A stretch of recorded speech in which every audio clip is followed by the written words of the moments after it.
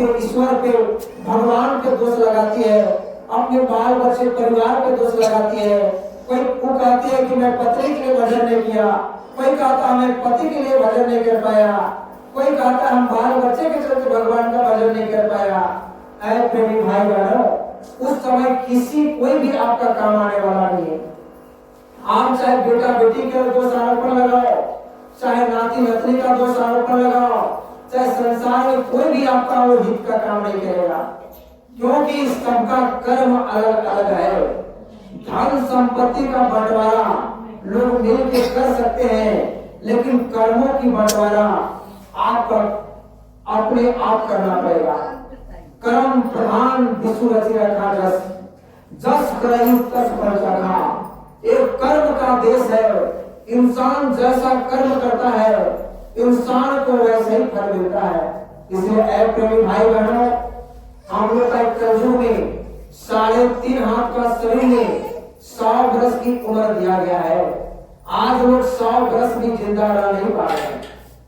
आज खाने में, पीने में, सोने में आज 60 साल, 70 साल, 80 साल में आज जिंदगी गुजार देते हैं।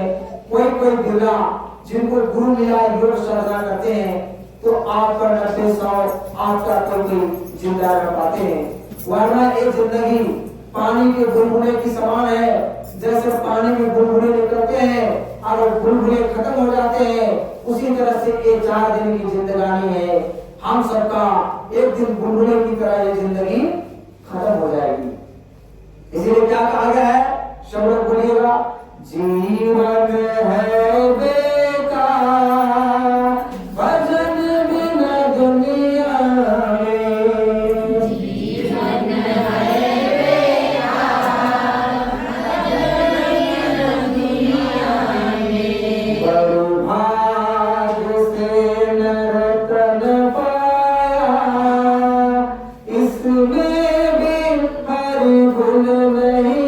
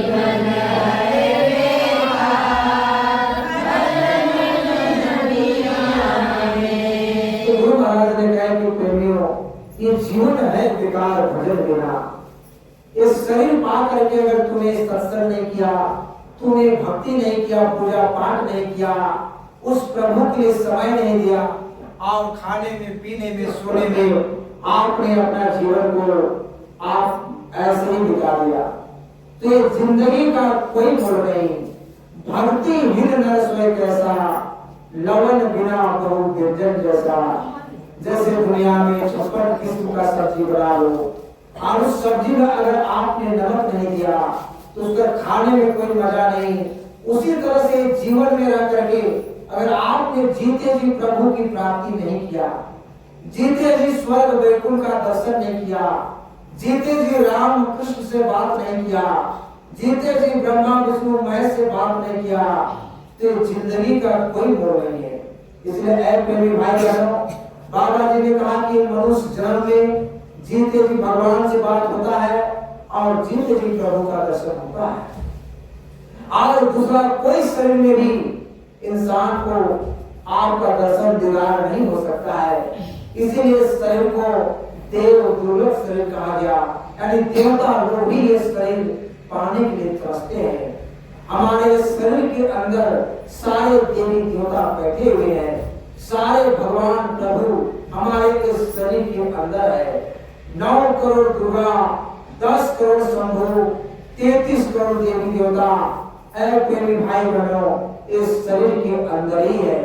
कबीर साहब ने कहे, मोह को कहां ढूंढे बंदे, मैं तो तुम्हारे पास में। नाम है मंदिर में, ना मस्जिद में, नाम है गुरुद्वारा चर्च में, नाम है जप में, ना तप में, नाम है व्रत उपास में। खोज ही तो मैं तुरंत मिल जाऊं एक पल की तलाश में। कहे कि बच्चा मैं तुम्हारे अंदर बैठा हूँ, मैं तुझे देख रहा हूँ। हम और आप अंधे और बहरे हो गए, भगवान की आवाज को हम सुन नहीं पा रहे हैं और भगवान को हम देख नहीं पा रहे हैं।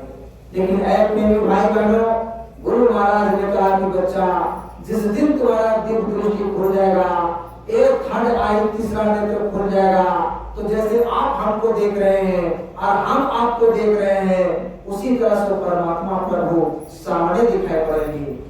भगवान प्रभु का दर्शन करने के लिए ये बाहरी आंख से उस प्रभु को हम देख नहीं सकते हैं, बाहरी कान से भगवान की आवाज को सुन नहीं सकते हैं। भगवान परमात्मा को देखने के लिए अंदर आंख है जिसको दिव्य दृष्टि कहा गया, और वो दिव्य दृष्टि जब खुल जाएगी तो वो भगवान प्रभु आपको सामने दिखाई पड़ेंगे, आप सामने मिलेंगे। कहा उग्रही विमल विलोचन ही के, मिटही दोष दुख भाव रजनी के, सुझही रामचंद्र बनी मारे, गुरुत प्रगट जहां जेही खाए। जब ये आत्मा जाग जाती है तो सारे आपका अंधकार, आपका पाप पुण्य खत्म हो जाता है और आत्मा परमात्मा से मिल जाती है, जीते जी बात करना चालू करती है। आपको भगवान प्रभु का दर्शन करने के लिए कोई निपाई पुताई करने की जरूरत नहीं पड़ता है। ऐ प्रेमी भाई बहनों, आप यहाँ पर आंख बंद करोगे और बंद करते ही वो प्रभु से दर्शन दीदार हो जाएगा। उनसे बात करोगे, आपको लगेगा कि मैं आपका भजन करते रहे, हम सेवा करते रहे, उनको देखते रहे, और इतनी आनंदमय आपको मिलेगा जो दुनिया में कहीं आनंद नहीं है, उतनी आनंद उसमें है।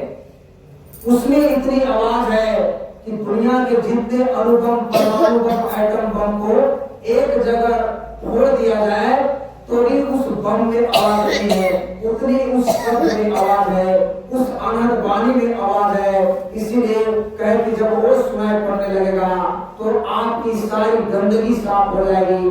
निर्मल मन जन सो मोहि पावा, मोहि कपट छल छिद्र न भावा।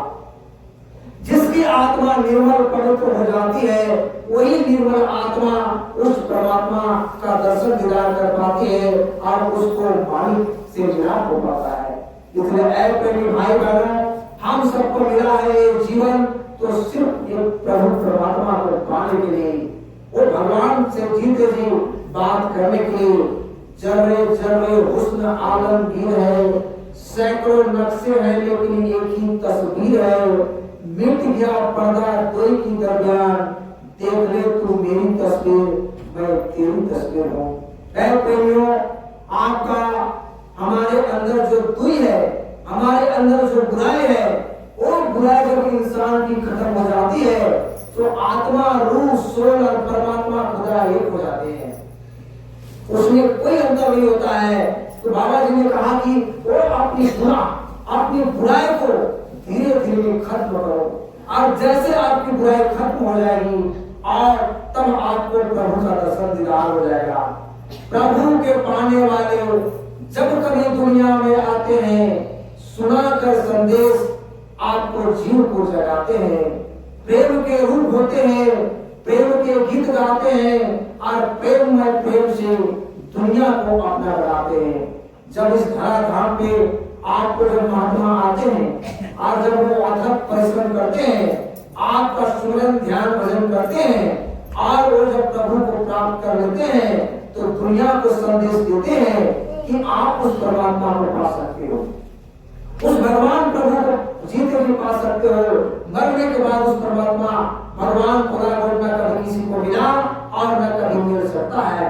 इसलिए ऐ प्रेमी भाई बहनों, हम सबको उस मालिक के लिए समय देना चाहिए, उस प्रभु के लिए समय देना चाहिए। और जब समय दोगे तो वो भी आपको अपना घर का, जैसे बाबा जय गुरुदेव जी महाराज ने जय गुरुदेव नाम का जहाज लगा दिया, जय गुरुदेव नाम का जहाज लगा दिए और बाबा जी ने कहा इस जय गुरुदेव नाम की जहाज पे पूरी दुनिया बैठ जाएगा तो भी वो जहाज खाली होगा। इसलिए ऐ प्रेमी भाई बहनों, बाबा जी ने कहा कि जय गुरुदेव जहाज में बैठ जाओ और जय गुरुदेव नाम बोलोगे तो कौन मिलेंगे? प्रभु मिलेंगे, मालिक मिलेंगे। बाबा जी ने कहा कि मैं मिलूंगा और मैं तुम्हारा हर अंग संग में, जिस रूप में मैंने तुझे रास्ता दिया उसी रूप में मैं यहाँ वहां भी मिलूंगा, जैसे मैंने यहाँ मिला वहां भी मैं मिलूंगा और तुम्हारी आत्मा को मैं पकड़ करके मैं तुझे ले चलूंगा। तेरी आत्मा को मैंने पकड़ा है तो मैं तुझे छोड़ नहीं सकता हूँ। इसलिए ऐ मेरी भाई बहनों, उन्होंने कहा कि इस घट के अंदर, शरीर के अंदर सब कुछ दिखाई देता है और सब कुछ सुनाई पड़ता है और दूसरा कोई शरीर में आपको दिखाए और सुनाए नहीं दे सकता है।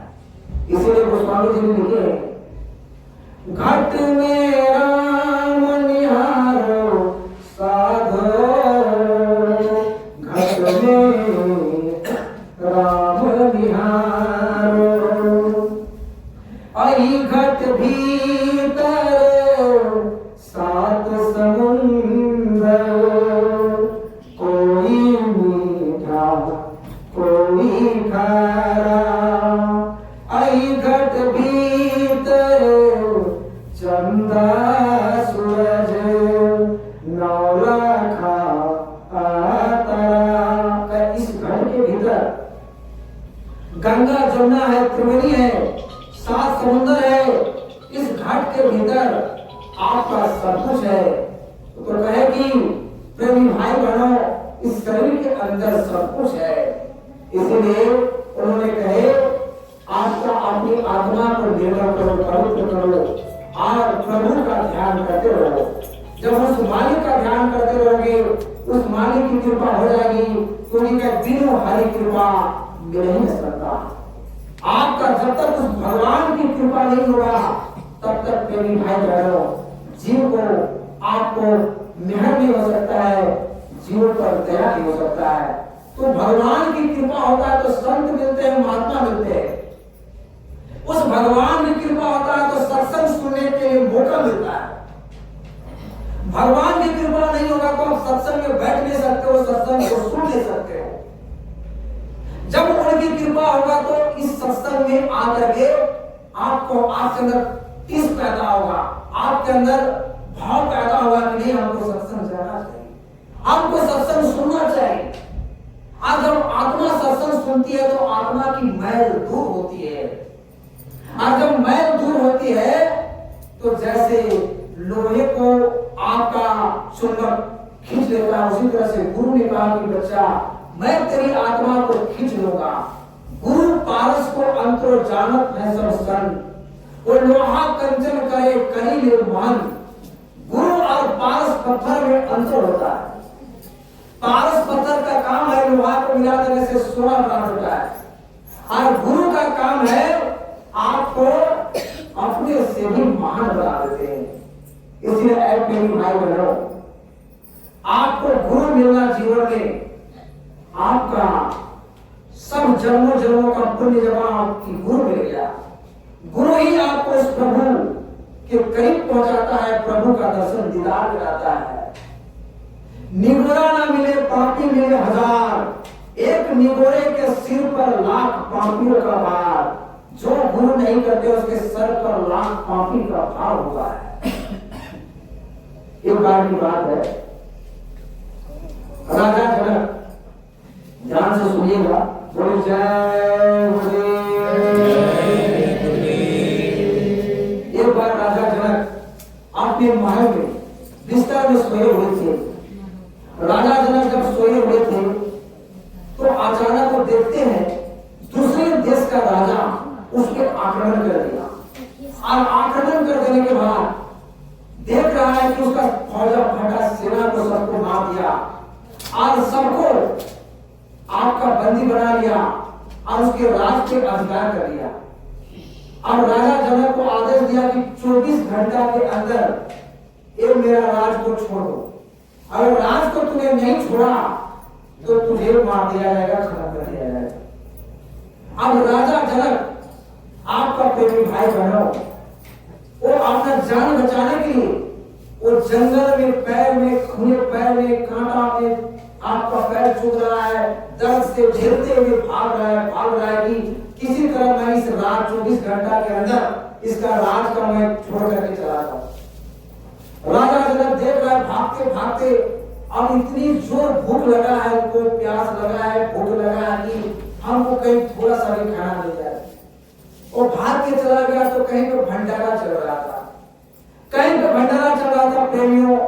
तो आपका सोचा कि चलो कुछ तो मिल जाए। अब देख रहा है वो सिर्फ खोखरन बचा हुआ था। अब जब खोखरन से बचा हुआ खोखरन जब उसको दिया गया पत्ता में, तो जैसे पत्ता में दिया गया तो उधर से चील आया और चील झपटा मारा और खाना कहीं आपका उसका उसे दूर कर दिया। अब राजा जनक जब आंख खोलता है तो देखता है कि मैं बिस्तर में पड़ा हूं, मैं बिस्तर में पड़ा हूं और मैं देख रहा था कि आपका मैं हम पे कोई आक्रमण कर दिया, कोई राजा आया और हमको आक्रमण करके और मैं भाग रहा हूं, मैं भूखे प्यासे तड़प रहा हूं, हमको खाने के लिए नहीं मिल रहा है। अब तो मैं बिस्तर पे लेटा हूं। आखिर सत्य क्या है? मैंने वो देखा, वो सत्य है कि मैं बिस्तर में लेटा हूं, ये सत्य है। आखिर सत्य क्या है?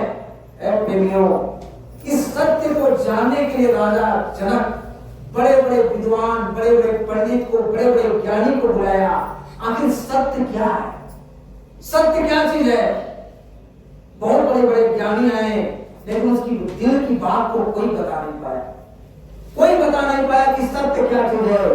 ऐ प्रेमी भाई बहनों, कि सत्य क्या चीज है, कि तब आपका क्या हुआ, वो सत्य को जानने के लिए आपका उन्होंने अष्टावक्र मुनि जो 8 ढींगों से मुड़ा हुआ था, आपका वो अष्टावक्र मुनि जी आपका प्रेमी भाई बहनों उनको मिले। बोले हे राजा जनक, आपको क्या चाहिए? बोले कि हमको ज्ञान चाहिए, ज्ञान चाहिए। आखिर सत्य क्या है?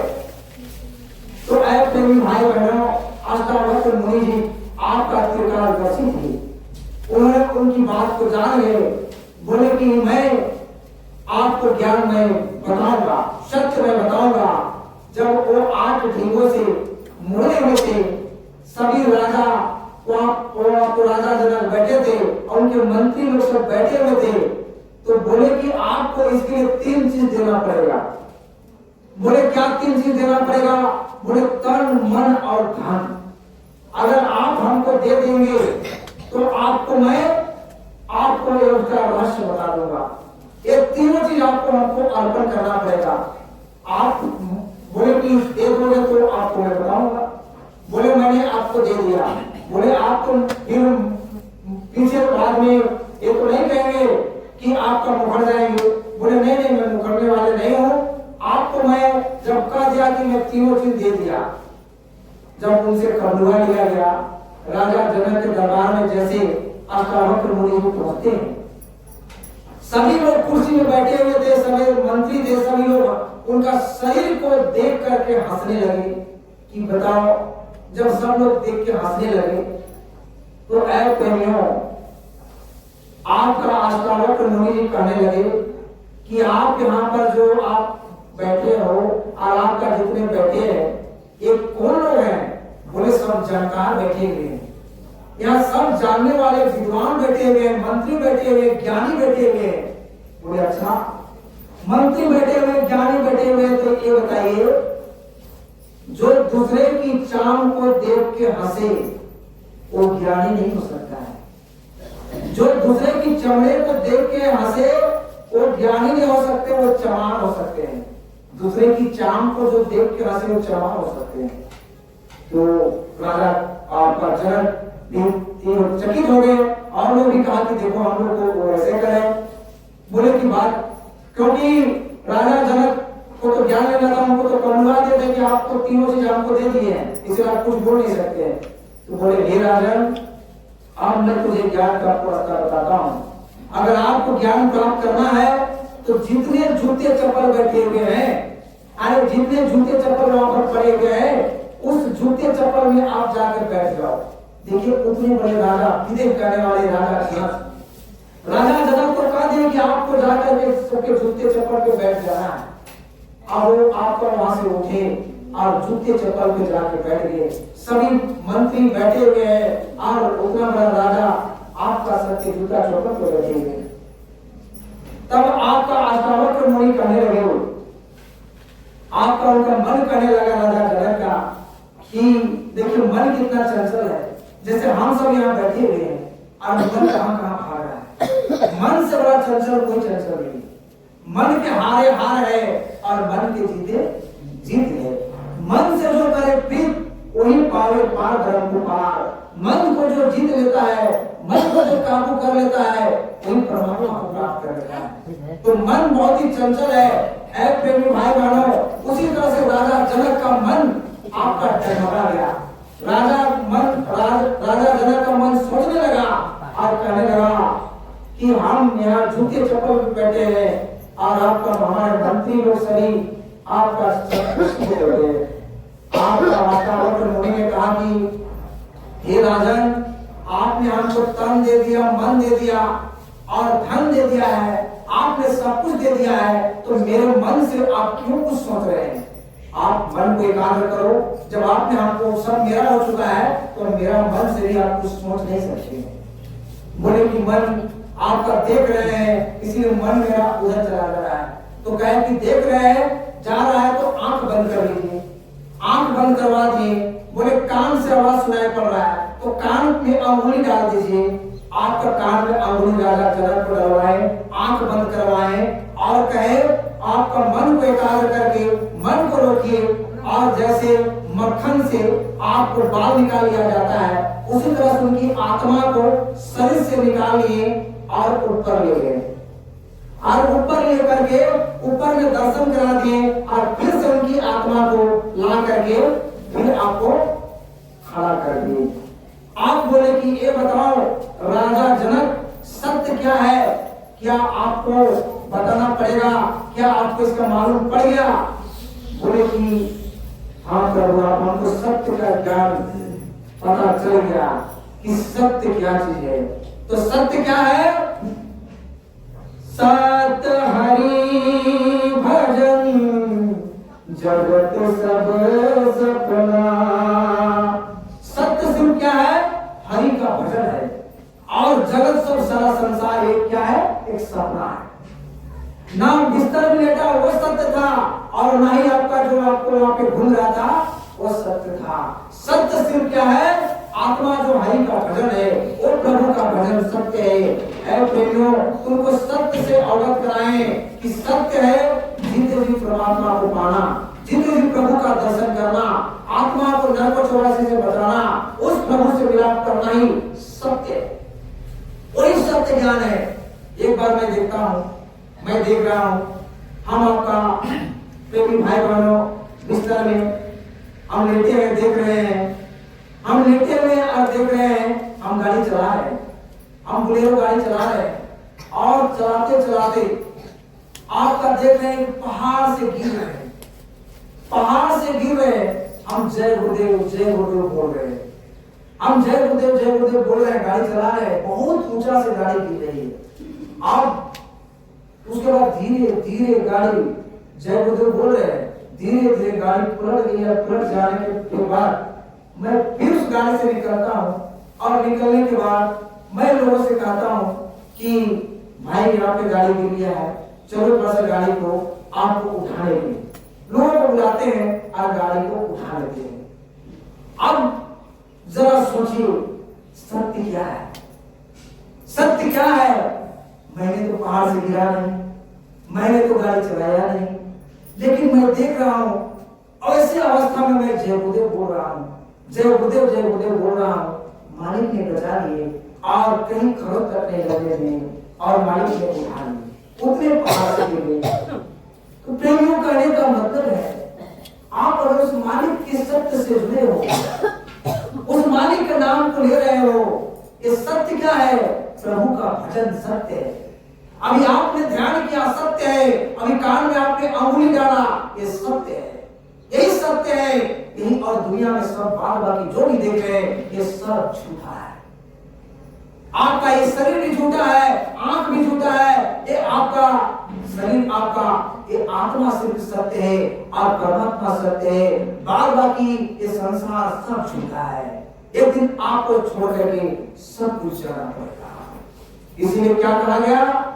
जीवन है बेकार भजन बिन दुनिया में,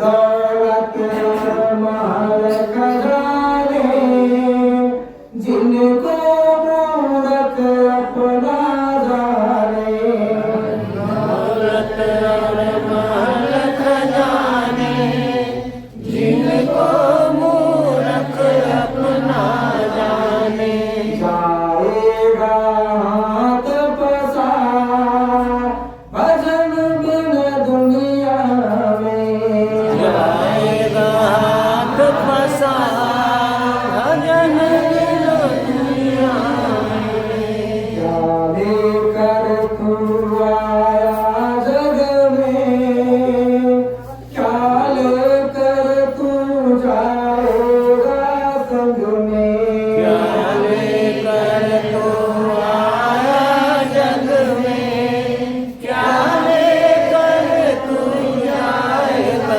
संग में, मति मंद गवा भजन बिन दुनिया में, मति मंद गवा भजन बिन दुनिया में, गुरुदेव की शरण में आओ, अपना जीवन सफल बनाओ, जय गुरुदेव की शरण में आओ, अपना जीवन सफल बनाओ, प्रभु होए उद्धार भजन बिन दुनिया में, कब होए उद्धार भजन बिन दुनिया में, जीवन है बेकार भजन बिन दुनिया में, जीवन है बेकार भजन बिन दुनिया में। महाराज ने कहा कि जीवन है बेकार ये आपका भजन बिना। इसलिए ऐ प्रेमी भाई बहनों, ये मानव तन मिला है तो भगवान की आवाज को सुनना ही भजन है, प्रभु का दर्शन करना ही आपका जीवन पाने का लक्ष्य है। और ये जीवन आपका ऐसे ही चला गया तो जिंदगी का कोई मोड़ नहीं है।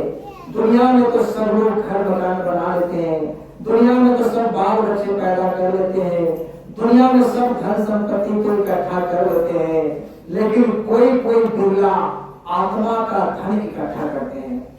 और आत्मा का जो धन इकट्ठा करते हैं वही इंसान बड़े खुशनसीब होते हैं, बड़े खुशनसीब होते हैं।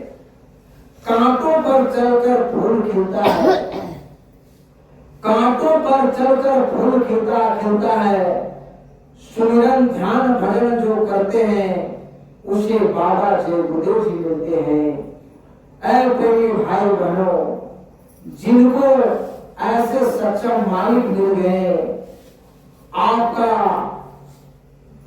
सुख में तो सब लोग मिला करते हैं, सुख में सारे दोस्त रिश्ते नाते आपको आपसे प्रेम और मेल मिलाप करेंगे, लेकिन दुख में जो मिलते हैं वो सिर्फ मिलते हैं बाबा से गुरुदेव जी मिलते हैं और वही मदद करते हैं। इसलिए ऐ प्रेमी भाई बहनों, अपने गुरु के प्रति ऐसी भक्ति होना चाहिए, ऐसी प्रेम और ऐसी श्रद्धा आपको गुरु के प्रति होना चाहिए कि आपको हमेशा उस मालिक के लिए भाव और भक्ति और प्रेम बना के रखना चाहिए। पृथ्वी पर जग हुआ पंडित भया न कोई, ढाई अक्षर प्रेम पढ़े सो पंडित होई। ऐ प्रेमी भाई बहनों, पोथी पुराण बाइबल कुरान पढ़ लेने से कोई भगवान को नहीं पा लेता है। आपका किताब पढ़ने से परमात्मा नहीं मिलते हैं।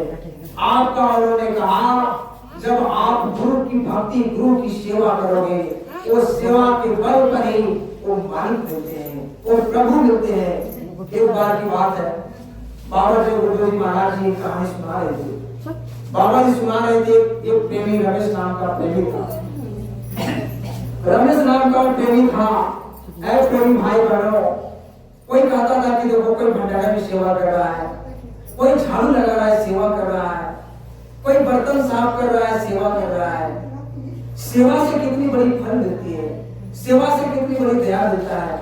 किसी को कोई प्यासे को पानी पिला रहा है, किसी को भूखे को भोजन करा रहा है, ये सब सेवा है, ये कितनी बड़ी सेवा है। वो अपने अलग में बैठ करके गुरु के प्रति दया और प्रेम और रोता रहता था कि मैं कुछ सेवा नहीं कर पाता हूँ, मैं ऐसे ही मैं पड़ा रहता हूँ। एक दिन बाबा जी मंच पर गए और प्रेमी साइड में बैठे रहते थे कि हमको कोई भी नहीं जानता है, कोई नहीं जानता है। गुरु महाराज ने मन से सत्संग सुनाते हुए कहा कि अरे रमेश, तुम कहते हो कि हमको कोई नहीं जानता है, सब सेवा करते हैं, और तुम कहते हो कि मैं कुछ नहीं कर पाता हूँ। तुम्हारी सोच और तुम्हारी अंदर की दिल गवाह दे रहा है कि तुम्हारी सोच यही सबसे बड़ी सेवा है। ऐ प्रेमी भाई बहनों, अगर आपके दिल के अंदर लग गया कि हमको भी ये सेवा करना चाहिए, हमको भी आपको ये काम करना चाहिए, अगर आपकी आत्मा सच्चे दिल से गवाह दे दिया तो एक तरह से सेवा हो जाता है। और आपका जो दिखावे की सेवा कर लेते हैं वो सेवा फलता फूलता नहीं है। अंदर से जो सेवा कर लेते हैं वही आपका फलता फूलता है और वही आपका परमात्मा में आपका सबसे बड़ा लाभ मिलता है। तो इसीलिए कहे अंदर की भक्ति, अंदर की सेवा, जो अंदर से उस प्रभु को याद करते हैं तो प्रभु अंदर से मिलते हैं, वो दिखावे से नहीं मिलते हैं, वो आपको अंतर में आपको मिल जाएंगे। आपका दिल बार बार हो जाएगा, आपका दिल खुशी से अंदर से झूम उठेगा कि कब मैं उनसे मिलूंगा, कब मैं उनसे बात करूंगा। और वो आके आपसे बात करता है, वो आपको दर्शन देगा, आपसे बात करेगा। ये आपकी आत्मा जब पवित्र होती है, जब आपकी आत्मा निर्मल होगी तो आपसे बात करके आपको लगेगा कि मैं उनको निहारते रहूं, मैं उनसे मिलते रहूं, मैं कब उनसे बात फिर से करूं। ऐसा मिलने की नरक होना चाहिए, ऐसा मिलने की तरफ होना चाहिए। होना चाहिए कि होना चाहिए? होना चाहिए। ऐसी तरफ होना जैसे चकोर चंद्रमा के लिए तड़पता है, मछली पानी के लिए तड़पता है। ऐ प्रेमी भाई बहनों, एक भक्ति भगत करने वाले प्रेमी को भी अपने गुरु की दर्शन की तरफ होना चाहिए। जब आपके अंदर ऐसा तरफ और प्रेम जगेगा तो और मालिक देर नहीं करते, वो मिल जाएंगे और मिल जाएंगे तो लगेगा कि मेरी प्यास बुझ गया। जल जीव प्यास माछली, लोभी प्यारा दाम, माता प्यारा बरका, धरती प्यारा नाम। जैसे मछली पानी के लिए तड़पता है, लोभी धन के लिए तरसता है, एक बच्चा अपनी माँ के लिए तड़पता है, उसी तरह से एक भगत अपने गुरु के लिए तड़पता है। तड़के बिजली गगन में कलश जात है फूटी, परंतु संत के नाम से पाप जात है छूटी। ऐ प्रेमी भाई बहनों, इस संत महात्माओं की कृपा से, संत महात्माओं की दया से जो काम दवा नहीं करती है वो काम दुआ कर जाती है, और जब कामिल मुर्शिद मिलते हैं तब बात भगवान से होता है।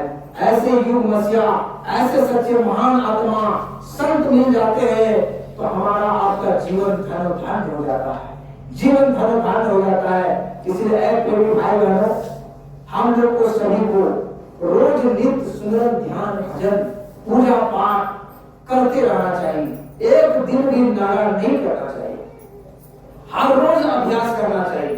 और जब अभ्यास करोगे अब तो वो मालिक मिलेंगे, आपको अंदर में कशिश मिलेगा, आनंद मिलेगा, दया गुरु की मिलेगी। बाबा जी ने कहा, बच्चा जहां पर आप पैर रखते हो मैं वहां के हथेली रखता हूं कि मेरा बच्चा को कांटा ना करे। इतना आपका घर वाले ना माँ बाप सोचेंगे, ना पत्नी सोचेगी, ना रिश्ते नाते सोचेंगे। जितना संसार के लोग आपको प्यार नहीं करते हैं उतना प्यार गुरु करते हैं। इसलिए कहा गया है कि आपका गुरु की महिमा जग में अपरंपार है। गुरु पर भरोसा और विश्वास करके चलते रहोगे तो ऐ प्रेमी भाई बहनों हमारा जीवन सफल हो जाएगा।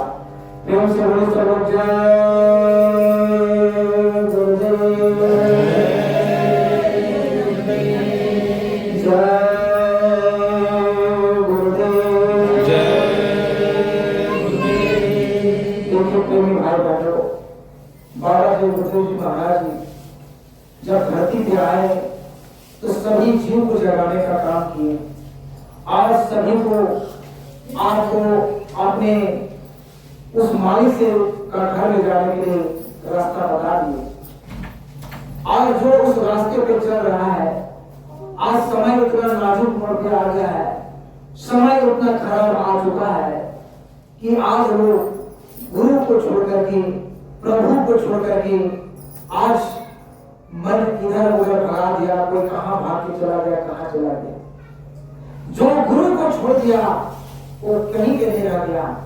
इसलिए ऐ प्रेमी भाई बहनों, गुरु से हर रोज अर्ज और प्रार्थना करना चाहिए कि आपका दामन कभी मेरा छूटे ना, क्योंकि गुरु का हाथ अगर आपका छूट गया तो आत्मा कहां जाके भटकेगी, कहां भटकेगी, इसको आप कुछ जाना नहीं है।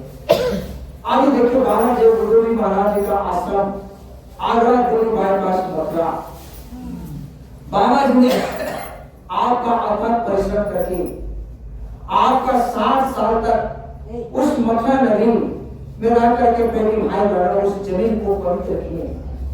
और गुरु महाराज ने कहा कि बच्चा ये मथुरा नगरी में साल में 1-2 बार आते जाते रहना और दया दुआ आशीर्वाद बरकत यहाँ से लेते जाना, खाली झोली लेके आना और झोली भर के लेके जाना।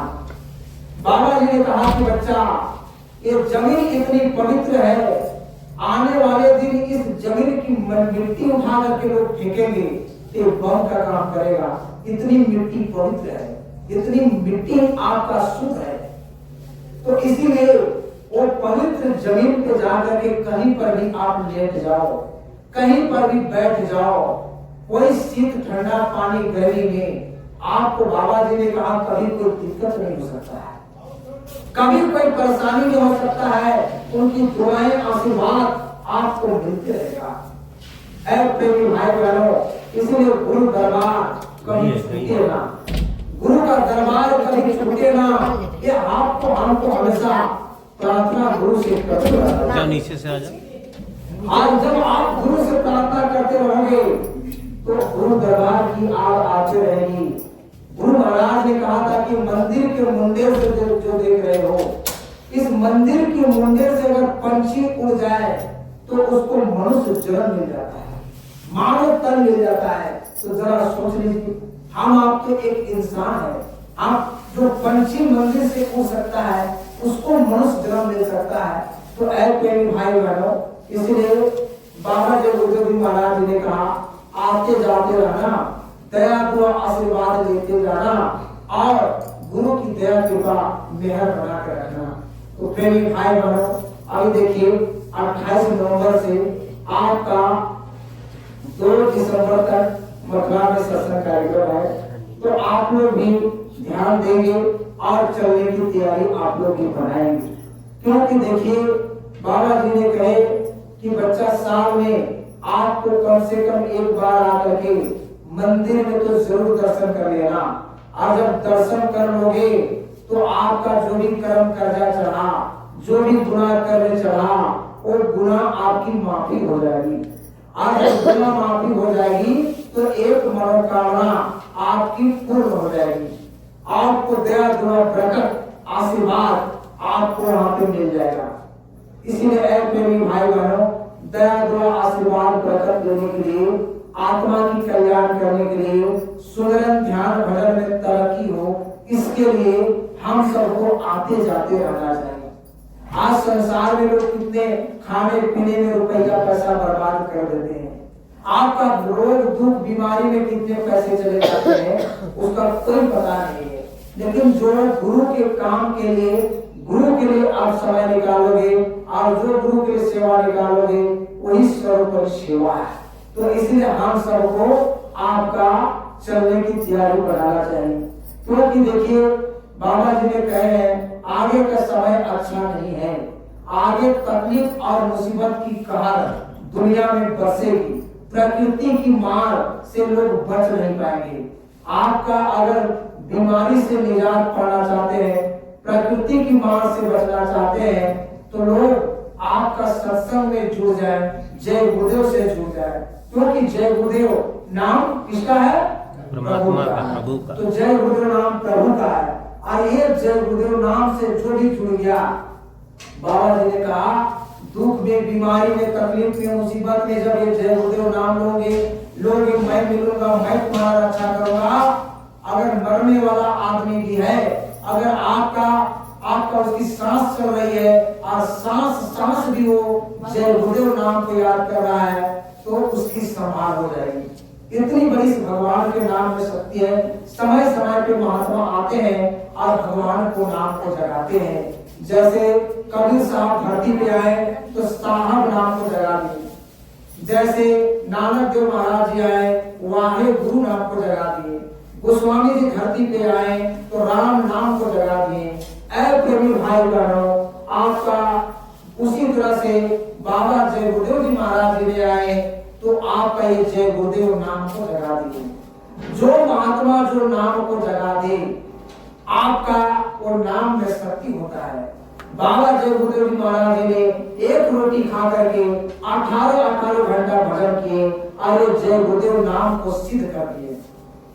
आगे जय गुरुदेव नाम में इतनी बड़ी शक्ति और ताकत है कि बाबा जी ने कहा जय गुरुदेव नाम से ही कलयुग में सत्युग आएगा। किस नाम से सत्युग आएगा? जय गुरुदेव नाम से ही सत्युग आएगा। सत्युग में भी परमात्मा का नाम क्या था? जय गुरुदेव नाम था। और आप भी ये जय गुरुदेव नाम आपका परमात्मा प्रभु का नाम है। ऐ प्रेमी भाई बहनों, सत्युग भी आएगा तो बाबा जी ने कहा ये जय गुरुदेव नाम से ही सत्युग आएगा। कलयुग में कलयुग जाएगा और कलयुग में सत्युग आएगा। तो सत्युग आएगा। है प्रेमी भाई बहनों, बाबा जी ने कहा कि आपका 10 महीना मैं पहले बता दूंगा कि आपका चौथा यज्ञ होगा, और जब वो यज्ञ होगा तो उसमें ब्रह्मा विष्णु महेश भी उतरेंगे। 10 करोड़ लोग उसमें आपको आएंगे। वो जमीन से या आसमान से टपक के आएंगे, लेकिन 10 करोड़ उस आपका चौथा यज्ञ में होगा। और उस समय का इंतजार करो। बाबा जी ने कहा बच्चा कलयुग में कलयुग जाएगा और कलयुग में सत्युग आएगा, और जब दोनों युग का टक्कर होगा तो उस समय दुनिया में करोड़ों लोग मरेंगे। कलयुग भी ढिंढोरा पीटते हुए जाएगा और सत्युग भी ढिंढोरा पीटते हुए आएगा। और जब दोनों युग में टक्कर होगा, कलयुग भी अपना पाप का कर्जा मांगेगा, कलयुग भी अपना आधार जो पाप किया उसका कर्जा मांगेगा। आपने कितने जीव को मारा, कत्ल किया, मर्डर किया, आपने क्या खाया क्या नहीं, आपने शरीर से क्या पाप किया, तो कलयुग आपसे कर्जा मांगेगा। और सतयुग उधर से ढिंडोरा पीटते हुए आएगा, और जब दोनों जुग में टक्कर हो जाएगा, आपका उसमें करोड़ों करोड़ मरेंगे, वही बचेंगे जो कील को पकड़ के रहेंगे। कील के पास देखते हैं, कील के पास जो रहता है वो नहीं पिसाता है, बाद बाकी वो आपका चक्की में सब पिसा के खत्म हो जाता है। तो जो गुरु को पकड़ के रखेंगे वो जीव बच जाएंगे, वो जीव की रक्षा हो जाएगा। इसलिए बाबा जी ने कहा कि बच्चा वो समय आने वाला है, दिन दूर नहीं है। अब चारों तरफ देश दुनिया में आग लग रही है, चारों तरफ आपका लोगों को चैन नहीं, शांति नहीं, आपका भगदड़ मच रहा है। और आगे भगदड़ जब मचेगी, पूरब का लोग पश्चिम भागेंगे, आपका पश्चिम के लोग पूरब भागेंगे, उत्तर के लोग दक्षिण भागेंगे, और दक्षिण के लोग उत्तर भागेंगे। अब वो समय आ रहा है, तो वैसे समय में मांसाहारी, कबाबी, शराबी का आपका बहुत ही आफत आ जाएगी। इसलिए प्रेमी भाई बहनों, बाबा जी ने कहा शाकाहारी बनने का दिन तारीख निश्चित है, और वो दिन तारीख जिस दिन लग जाएगी, आपका बीमारी की आंधी चलेगी, और ऐसी ऐसी बीमारी चलेगी जिसका ना डॉक्टर को पता है, और ना ही आपको कोई ना डॉक्टर मिलेंगे ना दवा मिलेगा। डॉक्टर अस्पताल छोड़ के भाग जाएंगे, और जब वो बीमारी एक दिन आपको लग गया तो आपको कोई बचाने वाला नहीं मिलेगा, और आदमी को मरना ही तय है।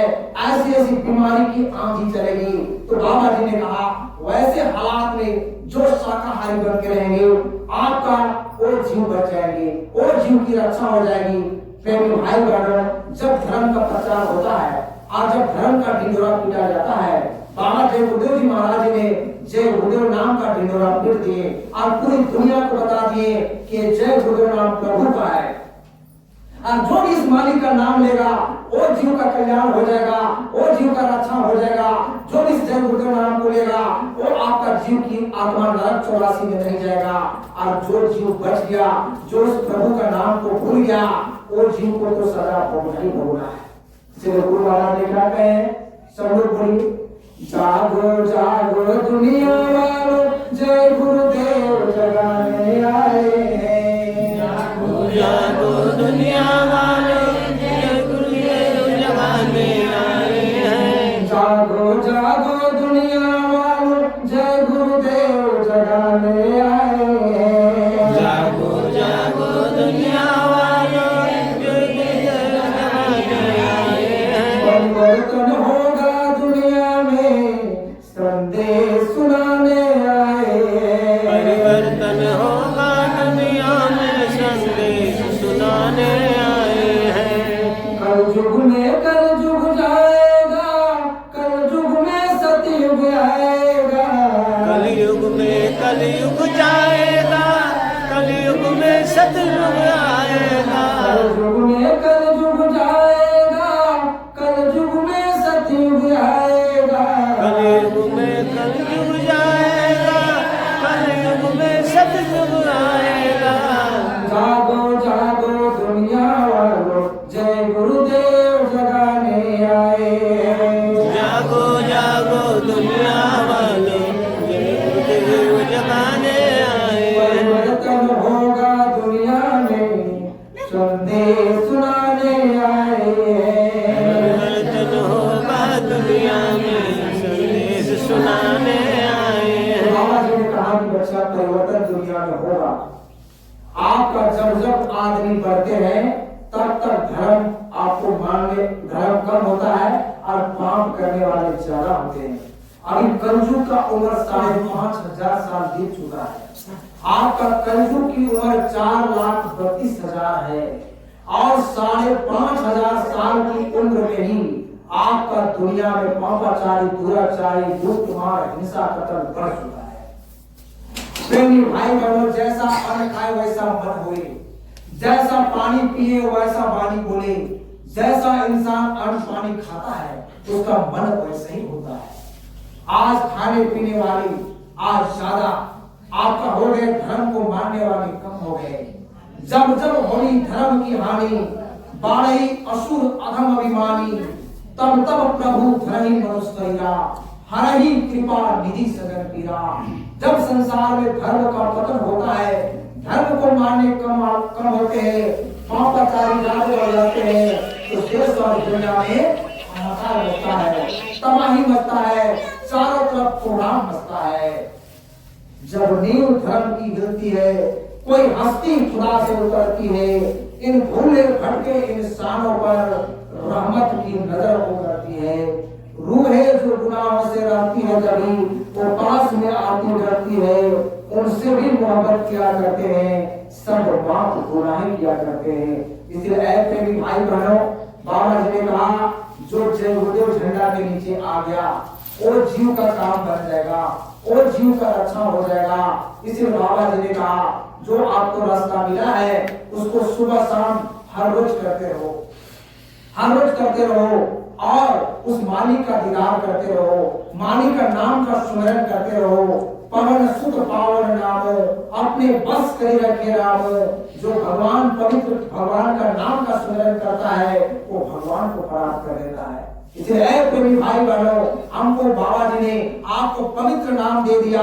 अरे जय गुरुदेव नाम आपका कलजू का मसीहा बन करके एक पवित्र नाम है। इस नाम का जो स्मरण करेगा वो जीव का भला हो जाएगा, वो जीव का काम बन जाएगा। इसीलिए बाबा जी ने कहे कलजुग समझुग आन नहीं, जो न करे विश्वास। गाये राम गुणगान विमल, भाव त्रही दिन प्रयास। कलयुग जैसा कोई युग नहीं है। सतयुग त्रेता द्वापर बीत गया, ये 3 युग बीत गए, लेकिन कलयुग जैसा कोई युग नहीं है।